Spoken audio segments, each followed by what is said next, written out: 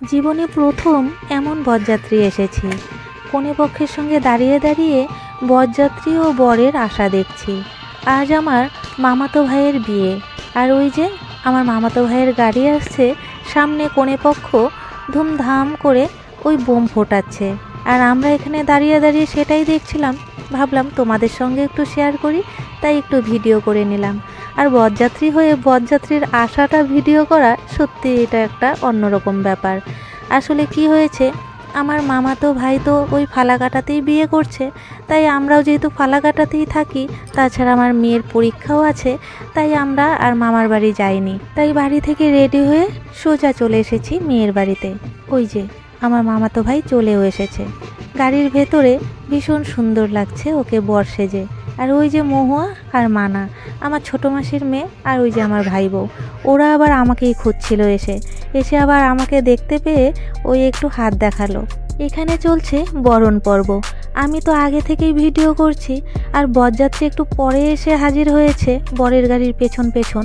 আর আমাকে আগে থেকে এখানে ভিডিও করতে দেখে সবাই অবাক হয়ে গিয়েছিল। তাছাড়া ওরা যখন বরযাত্রীর গাড়িতে উঠেছে আমাকে তো দেখতে পায়নি, তাই এখানে এসে সবাই জিজ্ঞেস করছিল যে আমি এখানে আগে থেকে কি করে এলাম।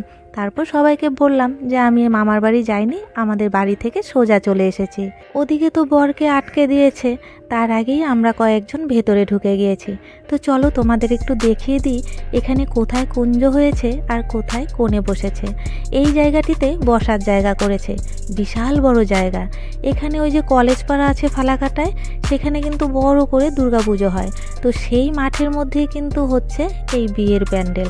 আর তারপরে আরও অনেকটা জায়গা আছে ওই ভেতর দিকে, ওখানে রয়েছে নানা রকম স্টল, খাওয়ার জায়গা আর বরযাত্রী বসানোর জায়গা। যদিও বরযাত্রী একটা রুমে বসিয়েছিল, বুঝতে পারছিলাম না ওটা ক্লাব ঘর না কোনো বাড়ি। আর ওদিকে কিন্তু দুর্গাপুজোর প্যান্ডেল এখনও রয়েছে অনেকটাই, অনেক বড় প্যান্ডেল তো এখনও ভাঙা হয়নি।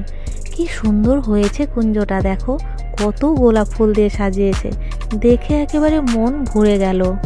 এই জায়গাটি বেশ খোলামেলা, মাথার উপরও কোনো ছাদ নেই, তাই একটু এই জায়গাটায় ঠান্ডা থাকলেও ভেতরের দিকে কিন্তু একেবারেই ঠান্ডা নেই।